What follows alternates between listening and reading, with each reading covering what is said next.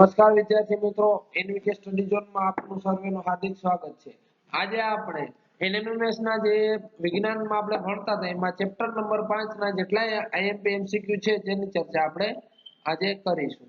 જોઈએ આપણે પહેલો એમસીક્યુ, પ્રાણીઓ સ્વતંત્ર રૂપે નિવાસ અને પ્રાકૃતિક સ્ત્રોતોનો ઉપયોગ કરી શકે તેવા આરક્ષિત ક્ષેત્રને શું કહે છે? તો મિત્રો એને કહે છે રાષ્ટ્રીય ઉદ્યાન, કે જ્યાં માનવને હરવા ફરવાનો અથવા ત્યાંની વનસ્પતિને કાપવાનો અથવા તો લાકડાનો ઉપયોગ કરવાની સખ્ત મનાઈ હોય છે।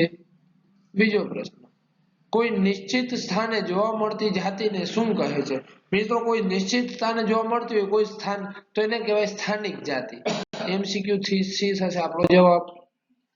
જે સજીવો ભૂતકાળમાં અસ્તિત્વ ધરાવતા હતા અને હાલમાં એટલે કે હવે અસ્તિત્વ ધરાવતા નથી તો તેને શું એટલે કે લુપ્ત થઈ ગયા કહેવાય। શું કહેવાય?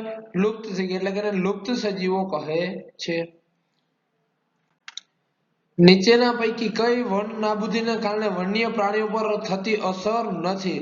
મિત્રો ખાસ યાદ રાખજો, એમ પૂછ્યું છે કે નથી એમ, તો કુદરતી નિવાસ નષ્ટ થાય છે, આ તો સાચી વાત છે। સંખ્યામાં ઘટાડો થાય છે, આ પણ સાચી છે। કાર્બન ડાયોક્સાઇડ નું પ્રમાણ વધે છે। મિત્રો આ પ્રાણી પર થતી અસર નથી, એટલે કે એમસીક્યુ સી થશે આપણો સાચો જવાબ। નીચેના પૈકી કઈ વન નાબૂદીને પર્યાવરણીય અસર નથી, એટલે પર્યાવરણને કઈ અસર નથી થતી? ગ્લોબલ વોર્મિંગ અને પ્રદૂષણ થાય, સાચી વાત છે। જળ ચક્રનું સંતુલન ખોરવાઈ જાય, આ પણ સાચું છે। વરસાદમાં ઘટાડો થાય, હા આ પણ સાચી વાત। ઘણી જાતિઓ નષ્ટ થાય, આ વાત સાચી છે, પણ વન નાબૂદીની અસર નથી, એટલે કે એમસીક્યુ ડી થશે આપણો જવાબ। ભૂમિનું ઉપલું પડ અનાવૃત થઈ જાય તો શું થાય? ફળદ્રુપતામાં ઘટાડો થાય, પાક ઉત્પાદન ઘટે, ભૂમિ રણમાં ફેરવતું જાય કે આપેલ તમામ? મિત્રો એ સાચું છે, બી પણ સાચું, સી પણ સાચું, એટલે તમામ ત્રણે ત્રણ સાચા છે, એટલે જવાબ આવશે આપેલ તમામ। 1 ટન કાગળ મેળવવા માટે કેટલા પૂર્ણ વિકસિત આખે આખા વિકાસ થઈ ગયેલા વૃક્ષો કાપવા પડે? તો મિત્રો એમાં જવાબ આવશે 17 વૃક્ષ કાપે ત્યારે 1 ટન કાગળ મળે। વાંસદા રાષ્ટ્રીય ઉદ્યાનમાં કઈ નાશપ્રાય જાતિ જોવા મળે છે? તો મિત્રો એમાં જવાબ આવશે પેન્ટેડ દેડકો। શું આવશે મિત્રો? પેન્ટેડ દેડકો। મિત્રો શું કીધું ખાસ યાદ રાખજો, નાશપ્રાય।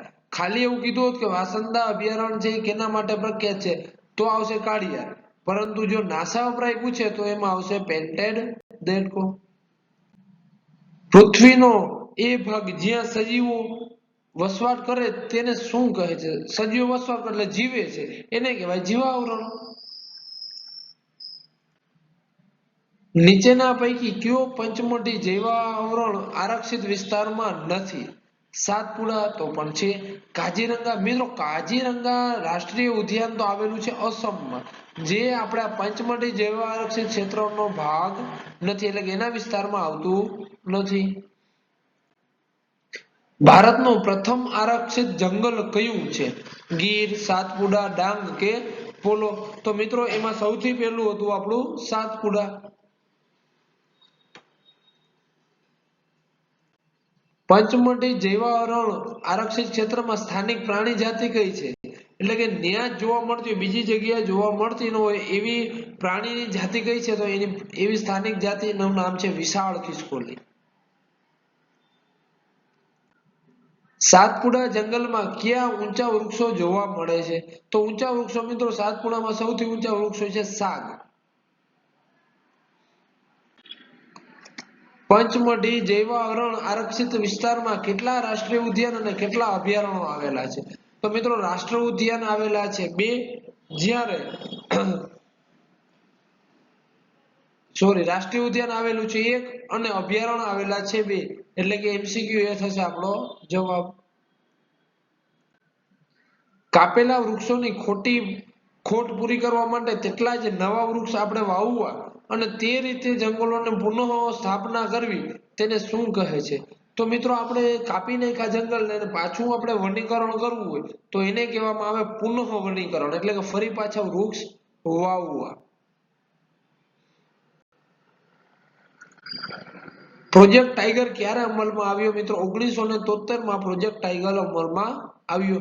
એનો હેતુ શું હતો? તો કે વાઘનું જે છંદન એટલે કે વાઘની જાતિ લુપ્ત થવાને આરે આવવા માંડી હતી, એટલે કે એની સંખ્યા ખૂબ જ ઘટાડો નોંધાણો હતો, જેને આપણે વાઘનું સંરક્ષણ કરવું, વાઘની સંખ્યાને બચાવી રાખવી.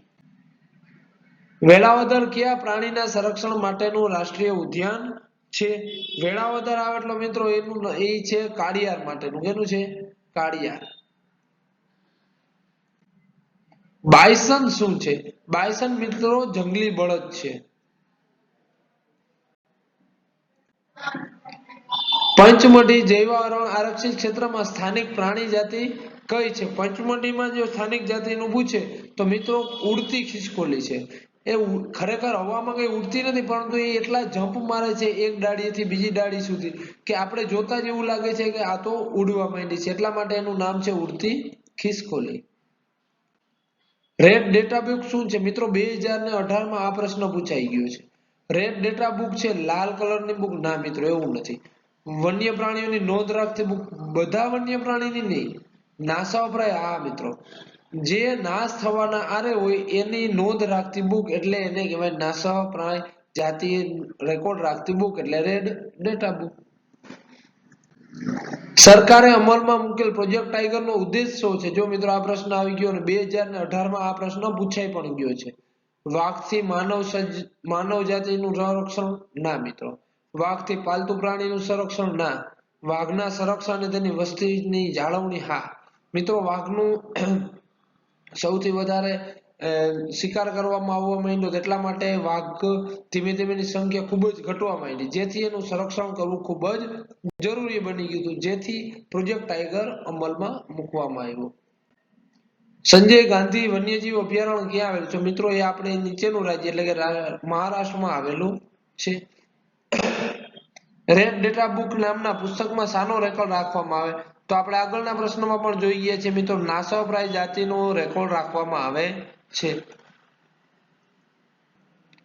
તમે મિત્રો આમાં એક ખાસ યાદ રાખજો, લુપ્ત જાતિ આવે તો લુપ્ત જાતિનો રેકોર્ડ રાખવામાં નથી આવતો, પણ કેનો નાસાવપ્રાય જાતિનો રેકોર્ડ રાખવામાં આવે છે.